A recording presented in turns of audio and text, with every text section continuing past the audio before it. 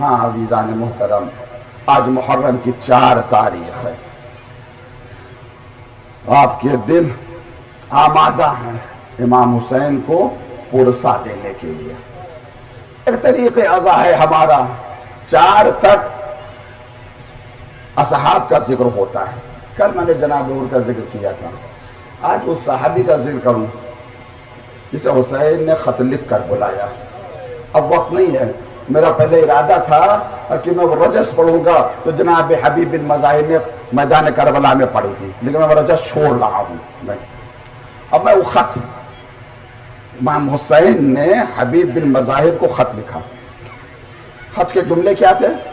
من الحسین بن علی بن ابی طالب الى الرجل الفقی حبیب بن مظاہر۔ اصل میں مظاہر ہے، ہم لوگ مظاہر کہتے ہیں۔ پہلا جملہ جناب امام حسین نے الى رجل الفقی، جناب حبیب بن مظاہر کو رجل الفقی کہا۔ کیوں رجل الفقی کہا؟ کیا خصوصیت جناب حبیب کی؟ کوئی نہ کوئی تو خصوصیت ہوگی۔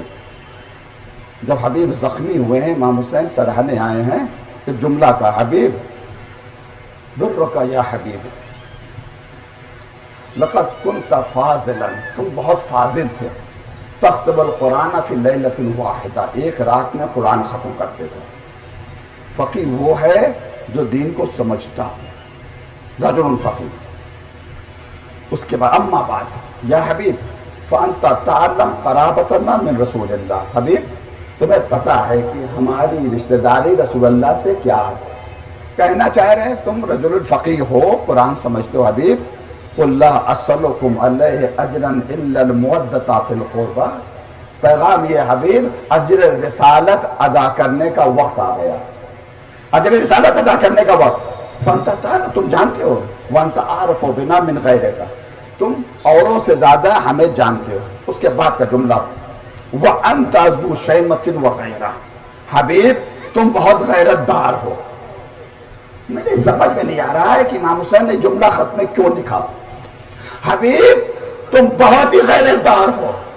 میں تو یہ سمجھا کہ امام حسین حبیب سے کہنا چاہتے ہیں حبیب کوفے میں نہ رکنا، میرے پاس آ جانا، حبیب جامع شہادت نہ پی، جامع شہادت نوش کر لینا، کوفے میں نہ رہنا۔ کیوں؟ اس وجہ سے تم بہت غیرت دار ہو۔ حبیب اگر کربلا نہیں آئے، حبیب اگر زندہ رہے، حبیب اگر تم کوفے میں رہے، بہت غیرت دار ہو۔ حبیب ایک دن اسی کوفے میں میری بہن زینب آئے گی، اس عالم میں کہ اس کے سر پر چادر نہیں ہوگی۔ حبیب بہت غیرت دار ہو، آ جاؤ اذکر اللہ۔ اس کے بعد لکھتے ہیں فلا تجل علینا بنفسک یجازی کا جدی رسول اللہ، حبیب اپنی جان قربان کرنے میں بخل سے کام نہ لینا، جزا ہمارے جد رسول خدا دیں گے۔ اب اس کے بعد یہ خط بھیجا، میاں بی بی دونوں بیٹھے ہوئے دسترخوان کے اوپر کھانا کھا رہے ہیں، بی بی کے گلے میں لقمہ پھنستا ہے۔ تو عربوں کا یہ کہنا تھا، یہ دستور تھا، بی بی کہتی شاید کسی کا خط آ رہا ہے، ایک کریم خط آ رہا، کسی نے دق الباب کیا۔ جب دق الباب کیا، حبیب نے پوچھا کون ہے؟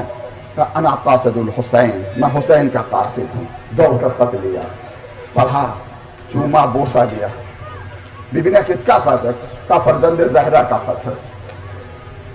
بات مشہور ہو گئی، جو بھی ہو، بہرحال چچا کے بیٹے آ گئے، حبیب ہم نے سنا کہ تم حسین کی مدد کے لیے جا رہے ہو، منع کر دیا انہیں۔ بی بی نے کہا تو خط میں کیا لکھا بتایا؟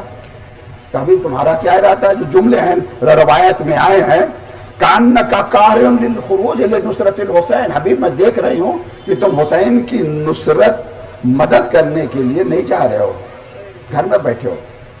جناب حبیب نے کہا ہاں میں نہیں جا رہا ہوں۔ پر کیوں؟ کس وجہ؟ کہ مجھے تمہارا خیال۔ حبیب میں خاک پھاک کر زندگی گزار دوں، فرزند زہرا تمہیں مدد کے لیے بلائے، تم نہ جاؤ۔ استلیق لراسک ھذہ المخنہ، حبیب اب تم اس لائق ہو کہ میری چادر اوڑھ کر بیٹھے رہو۔ بہت ہی بڑے بڑے کارنامے ہیں خواتین کے، حبیب جاؤ فرزند زہرا کی مدد کے لیے۔ حبیب کہتے ہیں مومنہ میں تو تیرا امتحان لے رہا تھا، اگر تو روکتی تب بھی میں نہ جاتا۔ جب آمادہ ہو گئے تو یہ کہتی ہے حبیب بس ایک بڑی خواہش ہے۔ کہا کیا؟ کہا حبیب جب مولا کی خدمت میں پہنچنا تو میری نیابت میں مولا کے ہاتھ اور پیر کا بوسہ لینا، میرے نیابت میں ہاتھ اور پیر۔ حبیب چلے، غلام کو گھوڑا دیا، کہا شہر کے کنارے میرا انتظار کرنا۔ حبیب کو پہنچنے میں دیر ہو گئی، جب پہنچے گھوڑے کے قریب تو یہ جملے غلام کے کانوں میں پڑے۔ غلام کہہ رہا تھا، اے اسب باوفا، گھبراؤ نہیں، اگر آقا نے آنے میں کچھ اور دیر کی، میں تیری پشت پر سوار ہو کر اپنے آقا کی مدد کے لیے جاؤں گا۔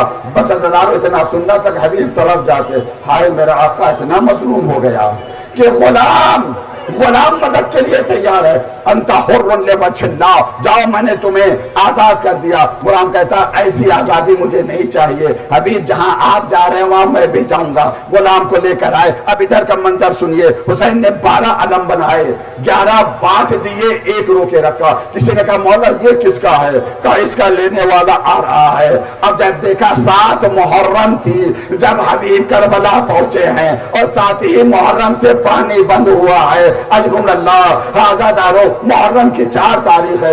اس مجلس میں عام مجلسوں میں بنیادی فرق ہے، یہ ایام ازا کی ایسی مجلسیں ہیں۔ معصوم نے کہا آواز بلند کر کے رویا کرو۔ چھٹے امام نے دعا دی ہے، اے میرے اللہ گریے کی بلند آواز پر اپنی رحمت نازل فرما۔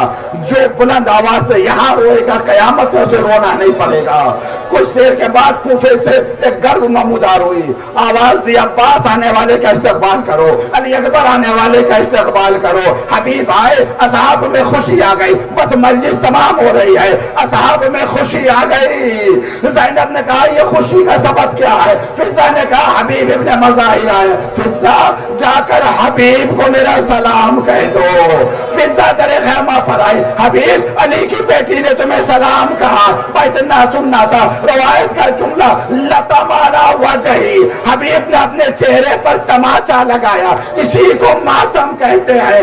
مٹی اٹھائی، خاک اٹھائی، اپنے سر پر ڈالی۔ من انا اکون، میری کیا حیثیت ہے کہ فزیرہ کی بیٹی مجھے سلام کہلائے۔ اب خط کا جملہ سنے، حبیب تم بہت غیرت دار ہو، حبیب کوفے میں نہ رہنا۔ ارے حبیب زینب نے سلام کہلایا تھا، تم سے برداشت نہ ہو سکا۔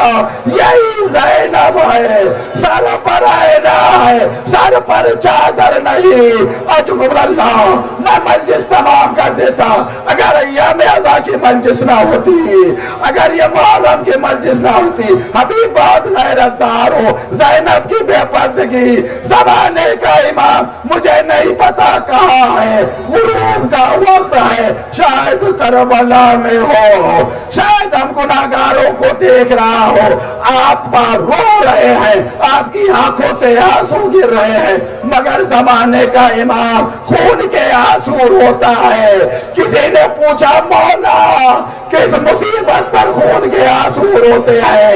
امام نہیں کہتے علی اکبر کو یاد کر کے خون کے آنسو روتا ہوں، علی اصغر نہیں، امام کہتے ہائے شام، ہائے شام، ہائے شام، کہاں شام کا بازار، علی و فاطمہ کی بیٹی۔